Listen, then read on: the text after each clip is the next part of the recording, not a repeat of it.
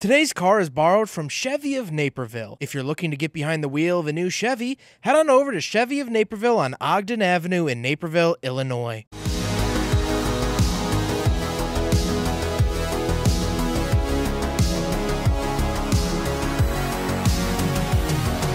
Alright, what's up guys? My name is Zach, and today I am driving a 2018 Dodge Journey GT.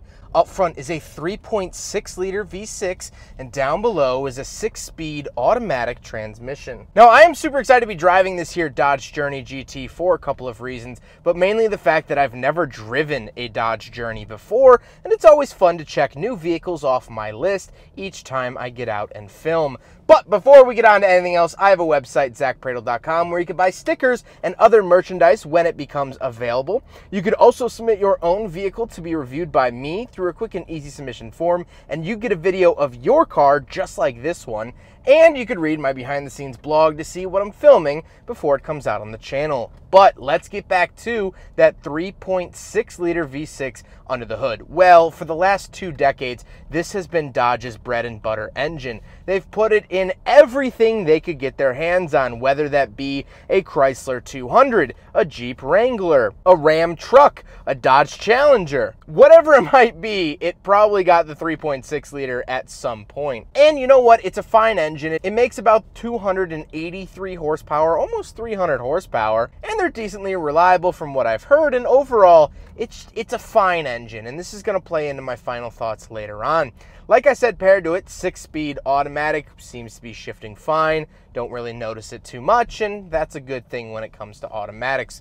Last but not least, this Journey is all-wheel drive, and you could tell by the 4 badge at the back that actually means all-wheel drive in Dodge's nomenclature. With that out of the way, let's talk about the interior. Well, in front of me, I have a couple physical gauges and a screen.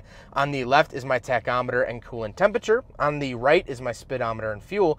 And then in the center, I do get a little screen that I can change what it says.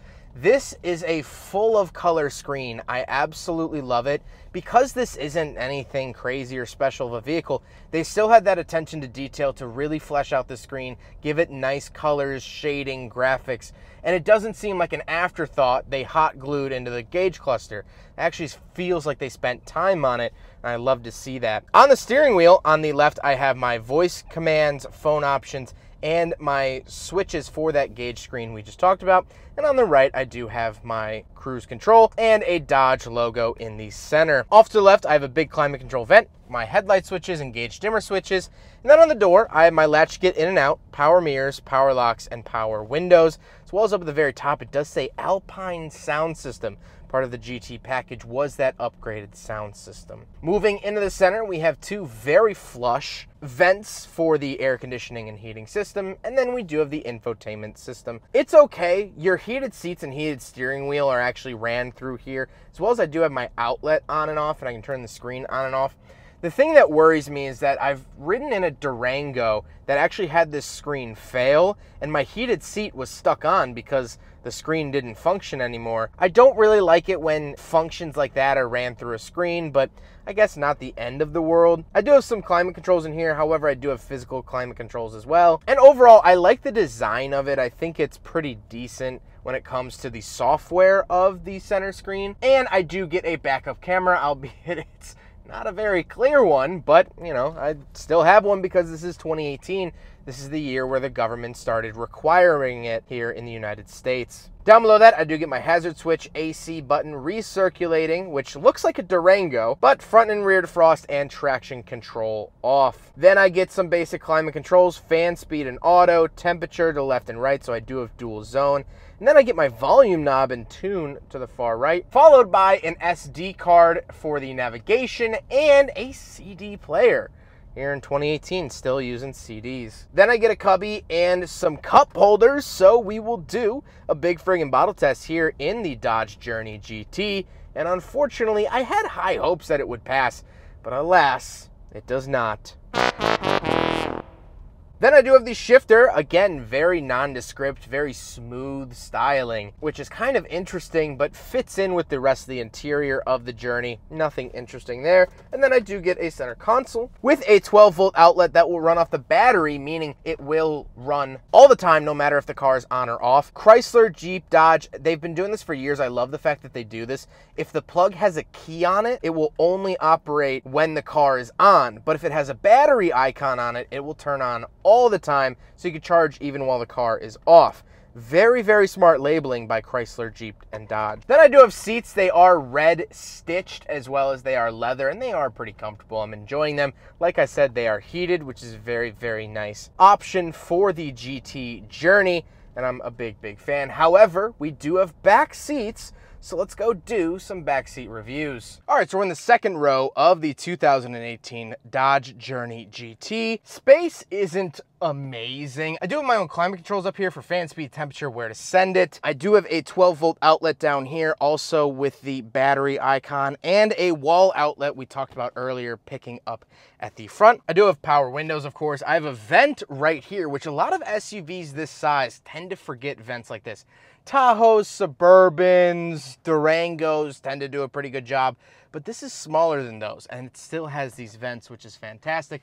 I also do get these little reading lights, which is nice, and things like that. The best feature of the back seats, however, is the in-ground storage. Dodge and Chrysler are very, very good at this, and there are some storage compartments down at my feet, which really help optimize the car. Now, we do have a third row. I'm gonna try to squeeze myself back there. Use it for kids or an impromptu adult prison. Those are your two options. Let's talk about cargo space. All right, so we are around the back of the Dodge Journey, and I don't have a power tailgate, which is unfortunate for the GT model. There we go, handle over there, pull it up. And I do have these straps, so I can lower the second row of seats. There seems to be something blocking this one from going all the way down. Seems to be the seat belt, but you get the point. I do have cup holders in the third row, and I do have these floor mats, which kind of a funny looking floor mat because of the handles for the storage compartments up there. Kind of have their own, yeah. But then I do have a 12-volt outlet, and as you can see, this one has the key icon, so this will only work when the vehicle is on, which is really, really nice. I do also get this little storage container down here, very similar to the first generation Chrysler Pacifica, because I have one at home. That's how I know. Anyway, decent storage space back here. When the seats are down, plenty of storage space. When the seats are up, not a whole lot, but to be expected in a vehicle this size. Now we got to talk about the looks. And I actually think that this is a pretty handsome looking SUV. I think the wheels from the GT package really set it apart. I think it still looks modern enough, and it is very, very clearly a Dodge product. However, actually overseas in Europe, these are sold as Fiats. The Fiat Fremont, say that 5 times fast. However, they are still made in the same Mexico factory as the Dodge Journeys.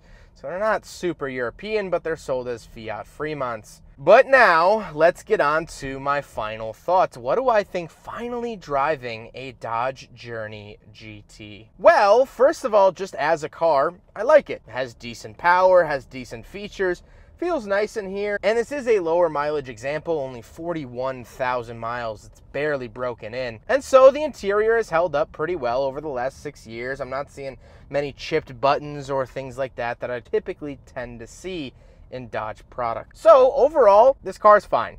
It's fine. But that is my other main talking point. The reason I kind of sped through this car and wanted to talk to you guys at the end is that I think this is the perfect car for an NPC. If you're unaware of gaming culture or video games, there's a term called NPCs, and that means non-player character or non-playable character. Basically, it's all the people in the background. When you play games like Grand Theft Auto or Red Dead Redemption, you get to free roam this world and you're the player. You get to do whatever you want. If you want to fly a helicopter through a building, you can do that. But in order to make that world feel populated and feel like the actual world, developers have to make NPCs, background characters that don't have any lines, they don't have any backstory, they don't have homes, they don't have anything. They're just there to make it look like a normal world. They drive cars in circles. Maybe they say, hey, that's it. They have one line, maybe that's it. It's a very simple life to be an NPC, but they're in the background just to fill space. And there's a whole movie about it starring Ryan Reynolds, Free Guy. And so I feel like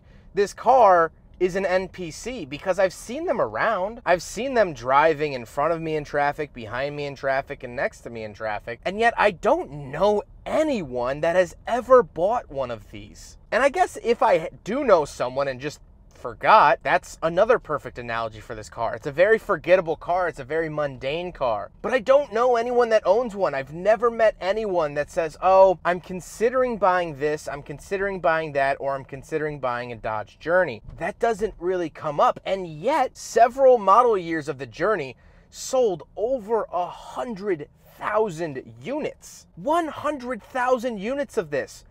Who is buying these? I even know people that buy Mitsubishis. I'm starting to think that people who buy Dodge Journeys are bots.